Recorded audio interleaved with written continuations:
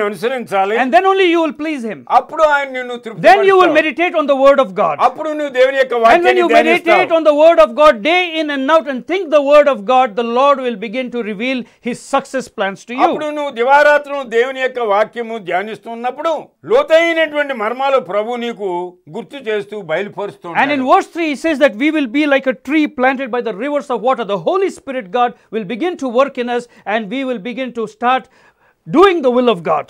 కీర్తన గ్రంథము 1:3 అప్పుడు అతడు నీటి కాలువయోరను నాటబడినదై ఆకువాడక తన కాలమందు ఫలమిచ్చు చెట్టు వలె నుండును.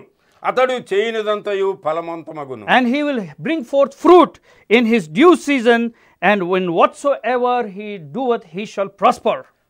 సకాలములో మంచి ఫలాలను అతను తీసుకొస్తూ ఉంటాడు. See, the worldly person, the man who didn't believe in Jesus, he delighted in his own way. లోక సంబంధమైనటువంటి వాడు అనగా యేసుక్రీస్తు ప్రభువునందు విశ్వాసం ఉంచినటువంటి వాడు తన స్వకీయ కార్యాల్లో ఆనందిస్తూ ఉంటాడు. But a man who knows Jesus and follows Jesus, he delighted in the ways of Jesus Christ. అయితే యేసుక్రీస్తు ప్రభువునందు విశ్వాసం ఉంచి ఆయన విశ్వాసము ద్వారా కార్యములు చేయవాడు యేసునందు సంతోషిస్తాడు. An ungodly man, all his ways will perish. లోక సంబంధమైనటువంటి వాడు దేవుడు లేనటువంటి కార్యములు చేయవాడు వాడు మరి నశించినటువంటి కార్యములు చేయవాడు అవుతాడు. The ungodly man's ways will perish, the Bible says. Bible ఏమని చెప్తుందంటే దేవుని యందు నమ్మిక ఉంచని వాడు కార్యములన్నీ కూడా సఫలం అవ్వు, నాశనం అయిపోతాయి. But the ways of the godly will lead to everlasting life. అయితే దేవుని యొక్క కార్యములు చేయవాడు నిత్యము అవి జీవ ఫలాలను ఇచ్చేవాటిగా ఉంటవి. Hallelujah. Hallelujah. The spiritual prosperity bear forth fruit. ఆత్మ సంబంధమైనటువంటి ఫలాలు మంచి ఫలాలను తీసుకొస్తవి. Hallelujah. Hallelujah. What is this fruit? ఏమిటి ఆ ఫలం? It is not riches, it is not orphanages, it is not houses, it is not name and greatness and wealth.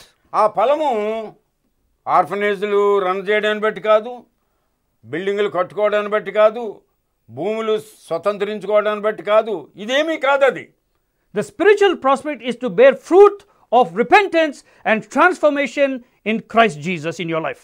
ఆత్మ సంబంధమైనటువంటి ఫలము యొక్క ఉద్దేశము సత్యము ఏమిటంటే మనము పశ్చాత్తాపడడం, పశ్చాత్తాపమునకు తగినటువంటి రీతిగా ఫలమును ఫలించుట. Hallelujah. హల్లెలూయా.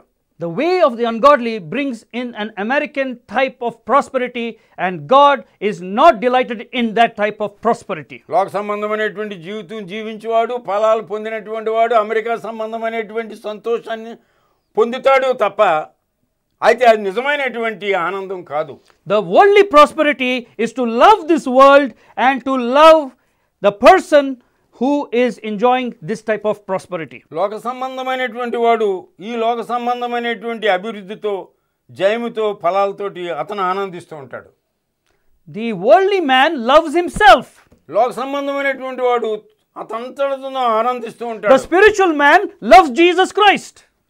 ఆత్మ సంబంధమైనటువంటి వాడు యేసుక్రీస్తు ప్రభువును ప్రేమిస్తాడు. So the spiritual man, when he loves Jesus Christ, he loves the cross.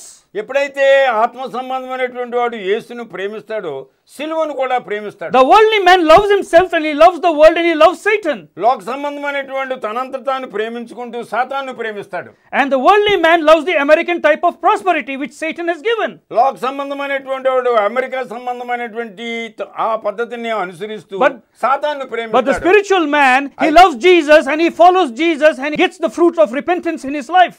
ఆత్మ సంబంధమైనటువంటి వాడు యేసుక్రీస్తు ప్రభువును ప్రేమిస్తూ ఆత్మ సంబంధమైనటువంటి ఫలాలను కోరతాడు. The Bible says in the book of John chapter 12 verse 25 that he that loveth his life shall lose it and go into eternal condemnation. యోహాను సువార్త 12:25 ఏమని ఉన్నదంటే తన ప్రాణమును ప్రేమించువాడు దాన్ని పోగొట్టుకొనును, ఈ లోకంలో తన ప్రాణమును ద్వేషించువాడు నిత్య జీవము కొరకు దాన్ని కాపాడుకొనని మీతో నిశ్చయముగా చెప్పుచున్నాను. A spiritual man who hates his life but loves Jesus, he will receive eternal life. ఆత్మ సంబంధమైనటువంటి వాడు తనంతట తాను ఉపేక్షించుకొని యేసుక్రీస్తు ప్రభువును ప్రేమిస్తాడు గనుక పరలోక సంబంధమైనటువంటి జీవితాన్ని పొందడానికి అర్హుడు. But the worldly man loves himself and hates the life of Jesus, and he will receive eternal damnation and go into hellfire. ఈ లోక సంబంధమైనటువంటి వాడు తనంతట తాను ప్రేమించుకుంటూ వాడు కనుక యేసు క్రీస్తు ప్రభువును ప్రేమించడు, చివరికి అతని యొక్క జీవితం నరకానికి వెళ్ళడానికి కలుగుతుంది. So today you want to serve Jesus or you want to serve the world and receive which prosperity? ఈ దినమందు నువ్వు నిర్ణయించుకోవాల్సినటువంటి విషయం ఏమిటంటే, నీ అంత నువ్వు ఉపేక్షించుకుంటావా లేదా నీ అంత నువ్వు ప్రేమించుకుంటావా? If you want to have the biblical prosperity, Bible సంబంధమైనటువంటి సంపద నువ్వు కావాలని కోరినట్లయితే, if you want to receive that eternal kingdom, పరలోక రాజ్యాన్ని నువ్వు కావాలని కోరినట్లయితే, follow Jesus Christ. యేసు క్రీస్తు ప్రభువును Don't love అనుసరించు. yourself. నీ అంత నువ్వు ప్రేమించుకోవద్దు.